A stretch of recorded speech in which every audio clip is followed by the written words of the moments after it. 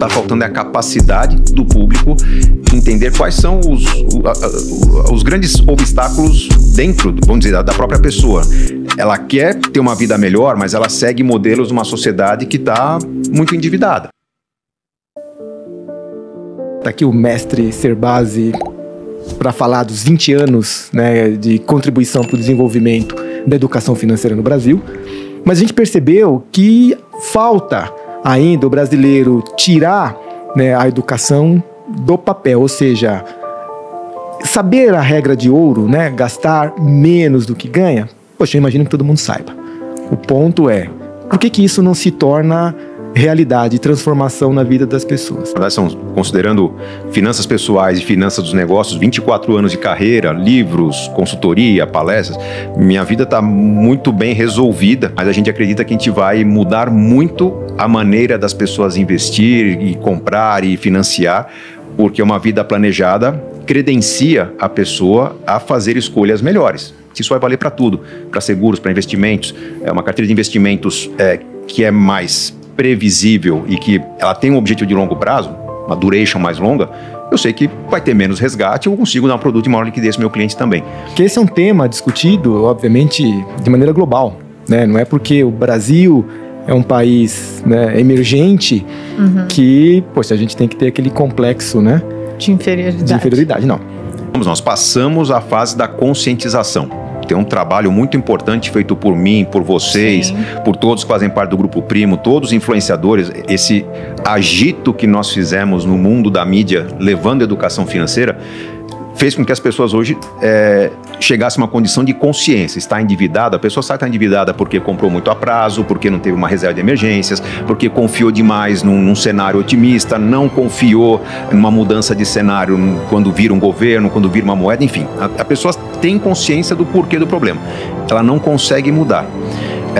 Eu percebi, principalmente nos tempos de curso online, que oferecer um bom conhecimento impacta uma parte do público. Tem um público que é autodidata. É quem vai comprar um curso seu, quem vai ler um livro meu, quem vai assistir um evento, participar de uma palestra. Esse que vai buscar conhecimento, ele tem uma probabilidade de mudança muito maior do que aquele que é impactado indiretamente por uma notícia, um artigo.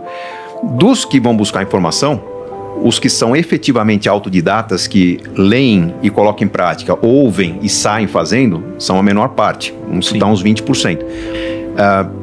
O que está faltando além da educação financeira, que já existe generalizada na mídia, que já é presente nas escolas, né? Pena que começou junto com a pandemia, o assunto ficou meio diluído, aí meio por trás da cortina, mas as escolas já têm educação financeira.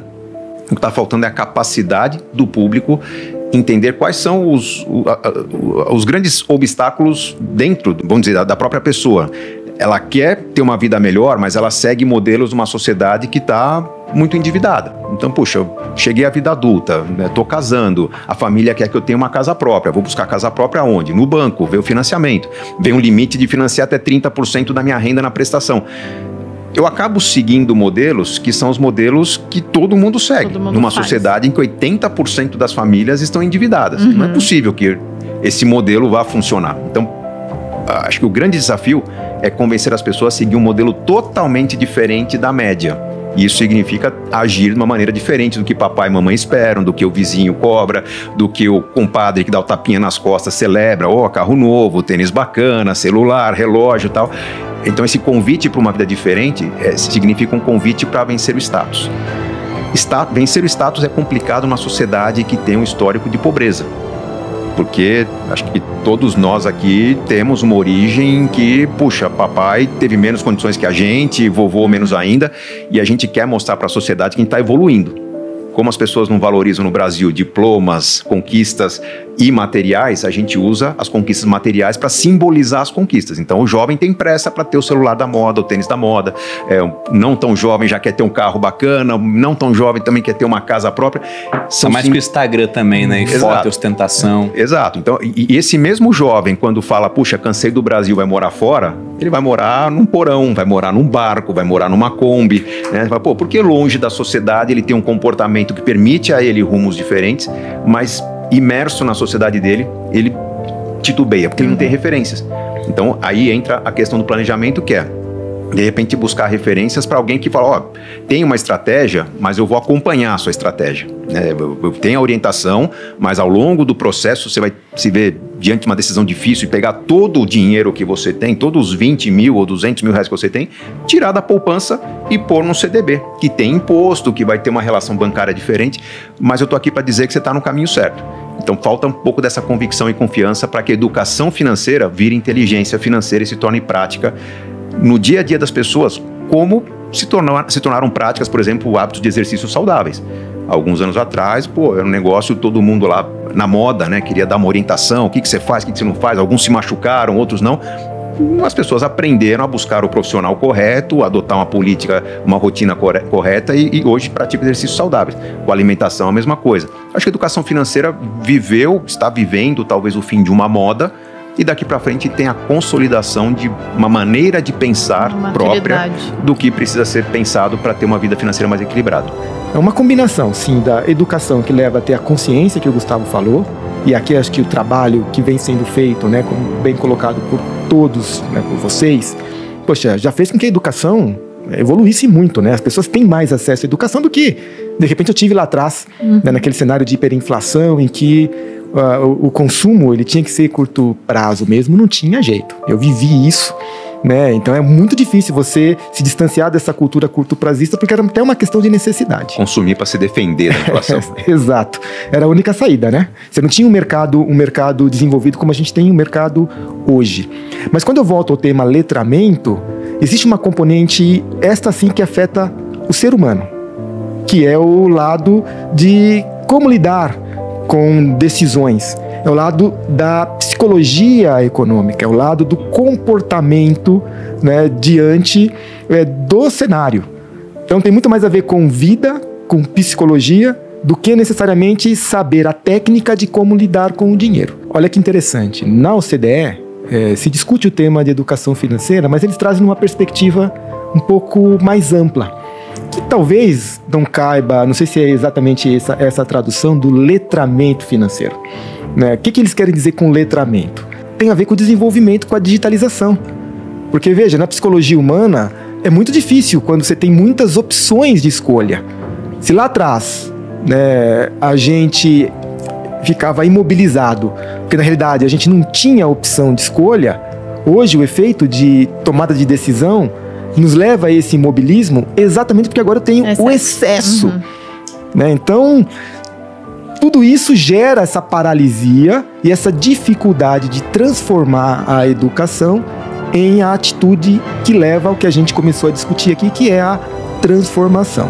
Então, países mais desenvolvidos, menos desenvolvidos, todo mundo vive o mesmo problema hoje, que é esse letramento financeiro, porque estamos vivendo mais. Né? Nossa expectativa de vida ela está aumentando. E aí está muito difícil ver o exemplo aí da discussão na França, né, em relação à reforma previdenciária. Não foi diferente aqui no Brasil e não será. A gente passará... É um eufemismo, né, cara? Quebradeira, né? Sim, né? Porque a conta não vai fechar. Né? Um número interessante do Banco Mundial, que a gente acompanha também há cerca de 20 anos, é que de cada 100 brasileiros, né, em idade ativa, economicamente ativo, poxa, aumentou muito o número de poupadores. Hoje são 11 brasileiros, ou 11% da população economicamente ativa. Mas não tem mudado muito o ponteiro em relação ao número de pessoas que investem, ou que poupam e investem, e acumulam o suficiente para ficar independente.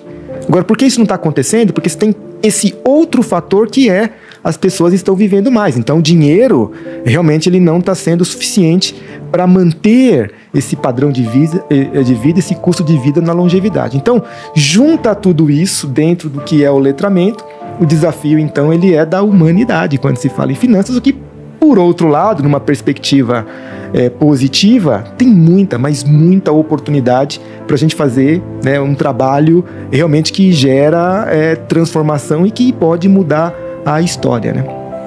Não, esse é um ponto muito interessante, porque melhorar a vida do endividado é a coisa mais fácil do mundo. O cara geralmente se endividou porque não tem controle. Quando ele se endivida, ele geralmente pega crédito no lugar mais fácil. O cartão de crédito tá na mão, o cheque especial já tá na conta. Aí ele pega pagando juros maiores, né? Quanto mais fácil o acesso a um dinheiro que não é seu, mais caro ele é. E Pô, tem vários pontos para comentar aqui, porque você falou, por exemplo, do consumo na época inflacionária. E o pessoal não tem noção disso, né? Eu não peguei essa época. Eu nasci em 88, né? Apesar do Google botar que eu tenho 72 anos, é falso isso. E já estava acabando. Então, quando eu era criança, eu não peguei. Minha primeira recordação utilizando o dinheiro já era com o real.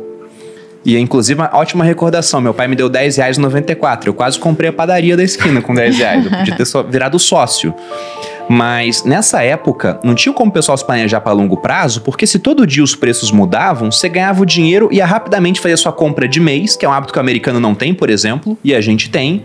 E comprava carne para guardar no freezer, que é uma coisa que o americano também não tinha, e a gente tem esse hábito porque os preços não paravam de subir. Então hoje, apesar de ter inflação no Brasil ainda, e comparado a países desenvolvidos até mais alto... É muito menos. É muito menos, é muito mais fácil se planejar para o futuro. Só que o pessoal não se planeja e continua gastando mais do que ganha.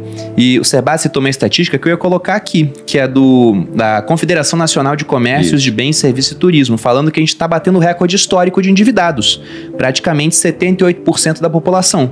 Isso dá quase 70 milhões de pessoas. Pra gente bater, né? Pelo amor de Deus. Gente, são 70 milhões de endividados no Brasil. Isso aí é uma Argentina inteira, que são os 45 milhões de pessoas. Você soma com Paraguai, com Uruguai, com Chile. É isso que tem só de endividado dentro do nosso país. E é tanta gente que isso virou comum e o comum é tido como normal. É isso aí, ó.